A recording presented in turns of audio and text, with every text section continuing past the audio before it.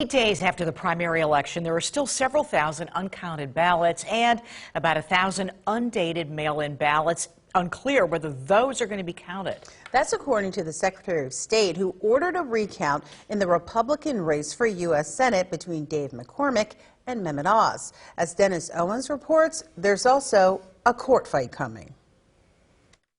The 902 vote difference between these two candidates is within the 1/2 of 1% margin that triggers a mandatory recount under state law. Mehmet Oz and Dave McCormick combined got more than 800,000 votes. They're separated by less than 1,000. To ensure accuracy, the law requires that County Board of Elections recount all ballots using a different device than the initial tabulation, or they can recount by hand. But the focus isn't just on the count. There's also the court. A recent federal ruling says undated mail-ins should be counted, even though state law and the state Supreme Court says they shouldn't. I think that the fastest path is going to be to ask the United States Supreme Court to get a hold of this. Dickinson College President John Jones is a former federal judge who says the Federal Voting Rights Act trumps state law. And he wouldn't be surprised if the U.S. Supreme Court is called upon. So they may or may not get involved. I can't predict whether they will or not. If they don't,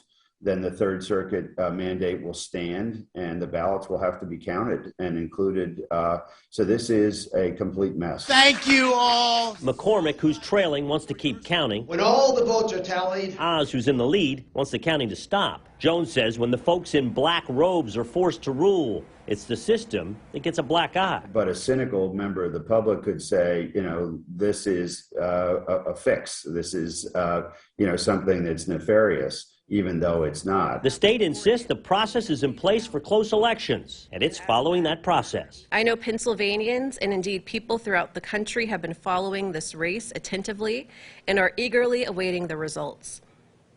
I thank everyone for their patience as we count every vote. There have been 3 recounts since the new law in 2004, all 3 in judge races, and none of them overturned the original result. A winner needs to be declared by June 8th. It'll cost taxpayers about $1 million. In Harrisburg, Dennis Owens, ABC 27 News.